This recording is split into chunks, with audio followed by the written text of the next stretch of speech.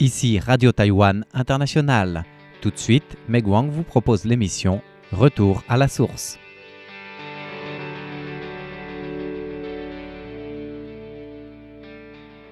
Bonjour à tous, aujourd'hui nous allons parler des 1000 ans noirs avec notamment une annonce positive de la part des autorités agricoles sur le nombre record de ce rapace dans le pays depuis que Taïwan tente de préserver cet oiseau de proie.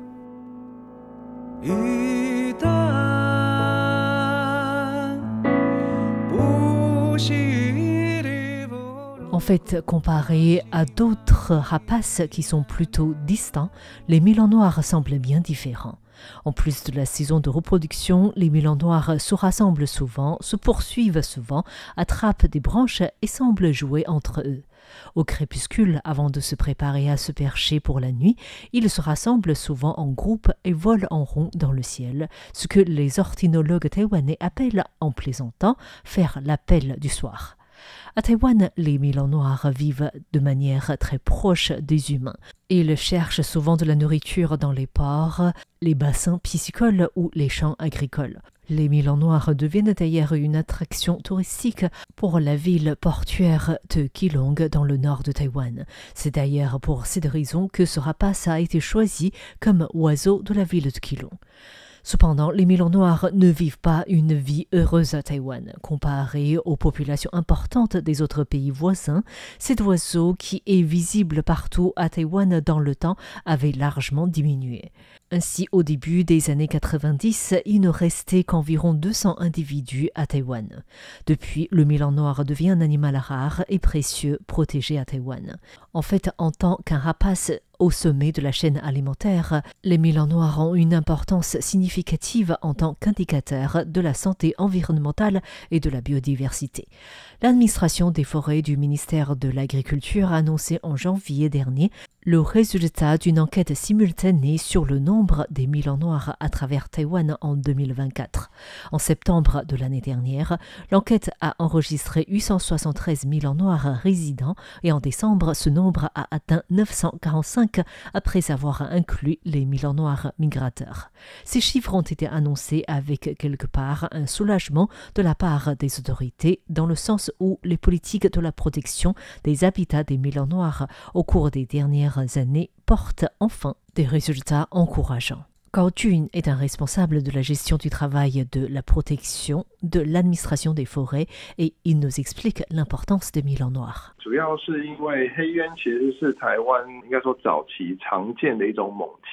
Le 1000 ans noir est un rapace qui était très répandu à Taïwan. Mais on avait remarqué la diminution du nombre de rapaces, y compris du 1000 ans noir. Du point de vue de l'écosystème, en tant que prédateur, le 1000 ans noir est ainsi situé en haut de la chaîne alimentaire. Lorsqu'une chaîne alimentaire est en bonne santé, le nombre de prédateurs supérieurs devrait se maintenir. Si le nombre des prédateurs diminue, cela signifie qu'il y a des problèmes, soit au niveau de l'écosystème, soit que le 1000 ans noir rencontre certains autres problèmes. En 1993, Taïwan avait conduit une enquête plus précise sur l'ensemble des 1000 ans noirs dans le pays. À l'époque, il ne restait que 179 000 ans noirs à Taïwan. C'était un nombre très faible. Par la suite, des enquêtes continues menées entre 1993 et 2012 donnaient toujours une population entre 250 à 300 000 ans noirs dans l'ensemble du pays. Et une fois que nous avons établi le constat de la diminution des 1000 ans noirs, nous avons commencé à coopérer avec le laboratoire d'écologie des oiseaux de l'Université des sciences et technologies de Pingtung pour comprendre la situation de cet oiseau prédateur et les raisons de sa diminution afin de résoudre ce problème en renforçant l'écosystème.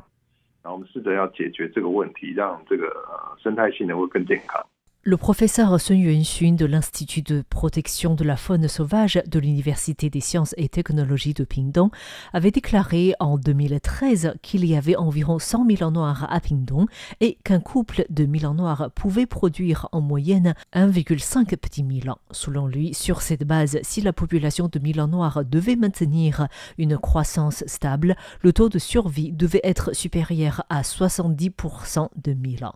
Il a souligné en cette année-là que la population n'avait pas augmenté au cours des 2 voire 3 dernières décennies, ce qui signifiait que le taux de survie des Milans noirs de Pingdong était proche ou inférieur à 70%, ce qui affecterait la reproduction de la population des Milans noirs.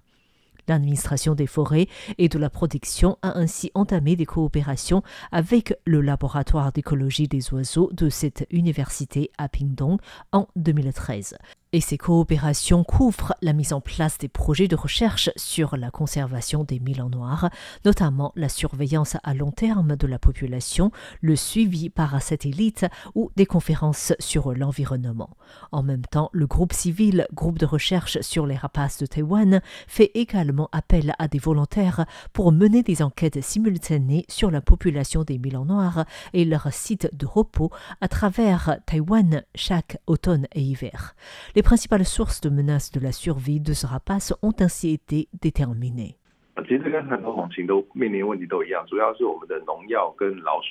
Comme c'est le cas pour beaucoup de rapaces, la menace des Milans noirs venait principalement des pesticides et des insecticides ou herbicides utilisés dans l'agriculture et des raticides qui touchaient les proies des rapaces. L'accumulation de ces produits toxiques dans le corps des Milans noirs influence leur équilibre lorsqu'ils volent ou leur reproduction. Après avoir fait ces constats, nous avons lancé des coopérations avec les différents organismes concernés pour protéger les Milans noirs. Et nos dernières enquêtes de 2024 chiffrent le nombre de Milans noirs à 945. En fait, au début des années 2010, lorsque l'Université des sciences et technologies de Pingdong a commencé à s'intéresser aux Milans noirs, le professeur Sun Yuanxun avait fait le triste constat de la mort massive des oiseaux liée à l'utilisation des produits chimiques agricoles à Pingdong, l'une des principales régions où vivaient des Milans noirs. Sun Yuanxun avait déclaré qu'après une recherche approfondie, plus de 3000 corps d'oiseaux sauvages ont été retrouvés dans la moitié des champs étudiés, soit environ 9 hectares. Les 9 autres hectares avaient été labourés par les agriculteurs avant la recherche, sinon le nombre d'oiseaux morts aurait été beaucoup plus important. Et la principale raison de décès de ces oiseaux était l'utilisation des pesticides et d'insecticides dans les champs d'haricots rouges. Dans le corps d'une tourterelle à tête grise, par exemple, la concentration du carbofurant, un insecticide, a même dépassé les 21 ppm et selon Sun Yuanxun, les Milans noirs peuvent mourir s'ils mangent seulement 40 grammes d'oiseaux morts. Après avoir déterminé les principales menaces des Milans noirs, des différentes mesures ont été entreprises par l'administration des forêts. Les habitats des Milans noirs se concentrent essentiellement dans le nord de Taïwan et dans certaines zones plus proches des montagnes dans le sud de l'île. Durant les dernières années, nous avons beaucoup travaillé sur la lutte contre les pesticides et les raticides. Mais je dois préciser que tous ces produits ne sont pas à regarder d'un œil négatif. Certains produits sont nécessaires pour l'agriculture ou pour la santé publique. Toutefois, l'utilisation de ces produits entraîne la diminution des Milans noirs. Cela signifie que ces produits ont probablement été utilisés à l'excès.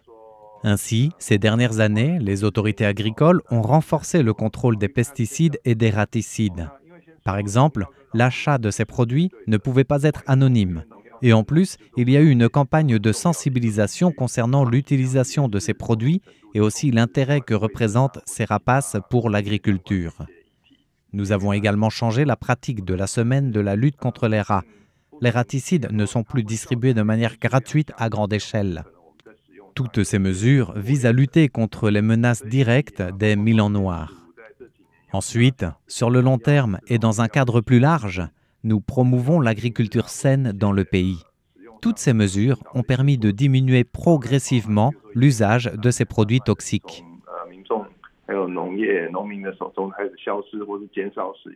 Et selon Gao Jun, un responsable de la gestion du travail de conservation de l'administration des forêts, les mesures de protection des Milans noirs doivent passer par les habitants locaux. Nous savons que si nous voulons qu'un travail de protection et de préservation puisse être mené sur le long terme, il faut surtout avoir le soutien de la population locale, puisque les agriculteurs et les habitants proches des zones montagneuses sont le plus souvent appelés à cohabiter avec les Milans noirs. Les comportements de ces personnes déterminent si le travail de la préservation peut être mené sur le long terme. Ainsi, nous déployons également différentes politiques, comme la subvention environnementale, pour encourager ces personnes à agir de manière amicale envers l'environnement. En fait, pour cette dernière politique, même s'il s'agit de payer directement les agriculteurs pour pratiquer une agriculture saine de manière continue afin de protéger les animaux, la valeur de ces subventions est tout de même beaucoup plus importante que ce que nous devons dépenser pour sauver des habitats détruits. Ainsi, les coûts de revient environnementaux invisibles risquent d'être vraiment élevés.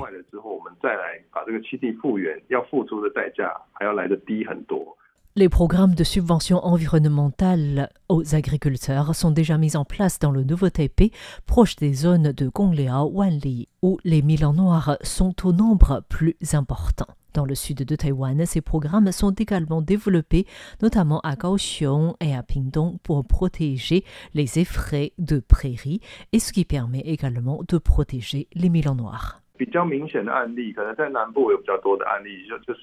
L'une des subventions environnementales aux agriculteurs est de construire des perches pour les rapaces afin de préserver les effraies des prairies. Cette subvention est surtout mise en place dans le sud de Taïwan, où il est plus facile d'avoir des champs agricoles plus grands. Il y a peut-être des arbres aux alentours des champs, mais il n'y en a peut-être pas en plein milieu des champs, permettant aux rapaces de s'y percher. Nous y encourageons ainsi les agriculteurs à installer des perches très simples. Il suffit par exemple d'une tige de bambou de 3 à 4 mètres de long et une petite branche disposée de manière horizontale pour que les oiseaux puissent s'y reposer. Les agriculteurs doivent également installer sur ces perches une caméra pour que nous puissions connaître les espèces d'oiseaux qui s'y arrêtent. Bien sûr, cette subvention s'accompagne de la pratique de l'agriculture saine. Ces installations nous permettent d'observer clairement la contribution des rapaces dans la réduction des rongeurs des champs. L'une des politiques des autorités publiques vise donc à faire comprendre aux agriculteurs l'intérêt que représentent les rapaces pour l'agriculture. Mais les groupes de la protection de l'environnement restent vigilants quant à la protection des milans noirs. Même si le nombre de ces oiseaux augmente, ces groupes rappellent aussi que les produits chimiques utilisés dans l'agriculture sont en train également d'évoluer. D'autres menaces pourraient aussi arriver pour ces milans noirs.